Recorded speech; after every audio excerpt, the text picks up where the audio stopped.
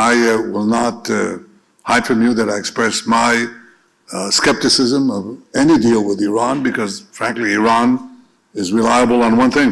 ትራምፕና ኔታንያሁ ኢራን ወደ ቻይና የምትልከውን የነዳጅ ዘይት ለማስቀረት ጫና ለመፍጠር ቢስማሙም ኔታንያሁ ግን ኢራን ላይ ጦርነት ለመክፈት በመፈለጋቸው የዲፕሎማሲ ጥረቱን ሊያደናቅፈው እንደሚችል ተንታኞች እየተናገሩ ነው። ትራምፕና ኔታንያሁ ኢራንን በኢኮኖሚ ለማዳከምና ከቤጂንግ ጋር ያላትን ግንኙነት መቁረጥ እንደ ትልቅ ግብ ማስቀመጣቸውን በቀጠናው ላይ ውጥረት ከመፍጠር እንደማይመለስ ያመላክታል። ኢራን በዓለም ሶስተኛዋ ግዙፍ ነዳጅ አምራች ሀገር መሆኗ የትራምፕን የነዳጅ ፍላጎት ከፍ ሲያደርገው እንዳልቀረ ቢገመትም ኔታንያሁ ግን የኢራን ኒውክሌርና ሚሳኤል ግንባታ ቦታዎች እንዲወድሙ ፍላጎት አላቸው። ምናልባት ትራምፕ ነዳጁና ዲፕሎማሲውን ሲፈልጉ ኔታንያሁ ጦርነቱን መምረጣቸው በሁለቱ ወዳጆች መሀል ልዩነትን ሊፈጥር እንደሚችል ይገመታል። ምንም እንኳን ኔታንያሁ ኢራን ሁሉንም የተብላላ ዩራኒየም ማስወገድ አለባት ቢሉም ኢራን ግን በዚህ ሀሳብ ፈጽሞ እንደማትስማማ ትገልጻለች። ማዕቀቦች የሚነሱላት ከሆነ ደግሞ ከተወሰነ አቋሟ መለሳለስ ልታሳይ እንደምትችል መናገሯ በቴህራንና ዋሽንግተን መካከል ምን አይነት ስምምነት ሊፈጠር እንደሚችል ግልጽ አይደለም። ኒውክሌር ቀይ መስመሬ ነው እያለች ለምትናገረው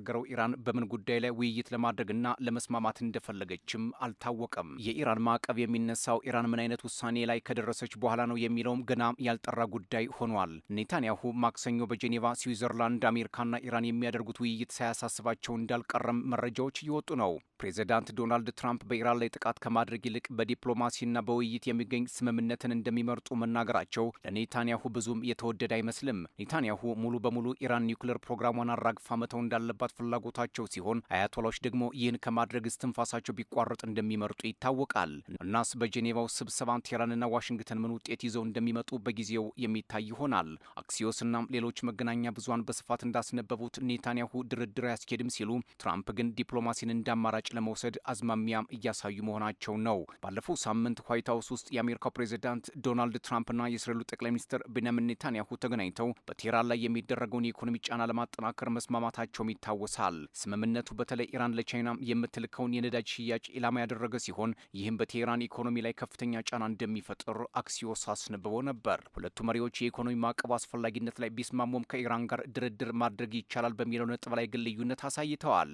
ኔታንያሁ ከኢራን ጋር የሚደረግ የትኛውም ስምምነት ሊታመን የሚችል አይደለም ሲሉ ቢሞግቱም፣ ትራምፕ ግን አሁንም የተሻለ ስምምነት ላይ መድረስ ይቻላል የሚል እምነት እንዳላቸውና እድል መስጠት እንደሚፈልጉ መናገራቸው ወዳጃቸው ኔታንያሁን ቅር ሳያሰኝ እንዳልቀረም ይገመታል። ትራምፕ የኢኮኖሚ ጫና ሊያደርጉ የሚችሉት በጄኔቫ ከሚካሄደው የኒውክሌር ውይይት ጎን ለጎን ሲሆን ዲፕሎማሲው ካልተሳካም ወታደራዊ እርምጃ የመውሰድ አማራጭን እንደያዙ ይቀጥላሉ ነው የተባለው። ለዛም ይመስላል ከፍተኛም የጦር መርከቦችን ወደ ቀጠናው ማስጠጋታቸው ውጥረቱን ከፍ ያደረገው። ቀጥሎ ማርክ ሩቢዮ መርከቦች ወደ ቀጠናው መጠጋታቸው ለማይገመት ጥቃት ለመዘጋጀት ነው ቢሉም አንዳች ነገር ግን በገልፉ ሀገራት ሳይፈነዳ እንደማይቀር ፖለቲከኞች ይናገራሉ።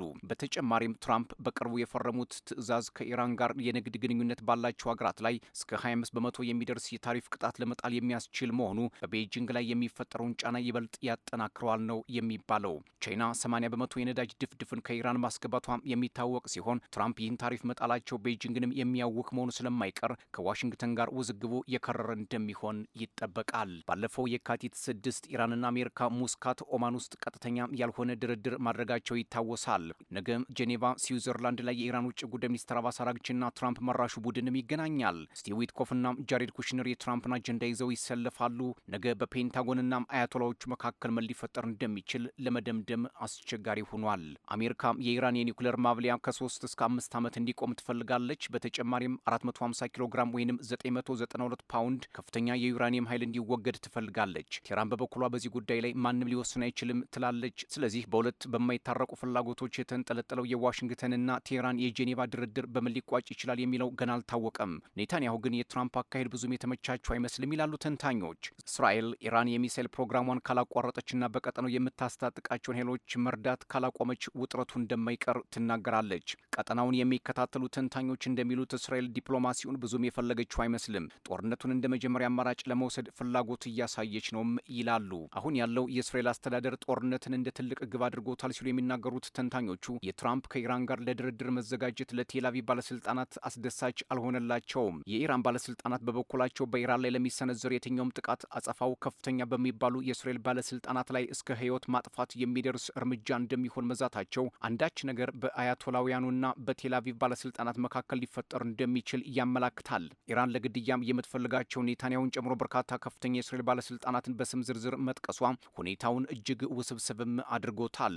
ይህ የኢራን እርምጃም የእስራኤሉ ቻናል 12 እንደዘገበው ከዚህ በፊት አያቶላህ አሊ ሀሜኒን ጨምሮ ሌሎች የኢራን ባለስልጣናትን በግድያም ዝርዝር ውስጥ እስራኤል ማካተቷን ተከትሎ የተሰጠ ያጸፋ ምላሽ መሆኑን ነው። ኢራንና እስራኤል ከዚህ ውጥረት ውስጥ መግባታቸውም የጄኔቫው ስብሰባ ላይ እንቅፋት ሊፈጥር እንደሚችል ይገመታል። ፕሬዚዳንት ዶናልድ ጄ ትራምፕ ከቬኔዙዌላ በመቀጠል ፊታቸውን ወደ ኢራን ማዞራቸው፣ ወደ ቀጠናውም ጦር ማስጠጋታቸው የሰላጤው ሀገራትን ውጥረት ውስጥ የከተተ ክስተት ሆኖም ቆይቷል። ሌላው አልጀዚራ ይዞት የወጣው ዘገባም የአሜሪካ ኃይሎች በህንድ ውቅያኖስ የተከለከለ የቬኔዙዌላ ነዳጅ ጫኝ መርከብ መያዛቸውን ነው። ፔንታጎን በኤክስ ገጹ ላይ እንዳሰፈረው ቬሮኒካ 3 የተሰኘች የፓናማን ሰንደቅ ዓላማም የምታውለበልብ ነዳጅ ጫኝ መርከብ መያዙን ይፋ አድርጓል። ዶናልድ ትራምፕ በዚህ ቀጠና የሚያልፍ የቬኔዙዌላን ነዳጅ ጫኝ መርከብ ኢላማ ውስጥ እንደሚያስገቡ ከዚህ በፊት መናገራቸውም ይታወሳል። ፔንታጎን አክሎም ከካሪቢያን ባህር ወደ ህንድ ውቅያኖስ ልትሻገር ስትል መርከቧን ማገቱን ይፋ አድርጓል።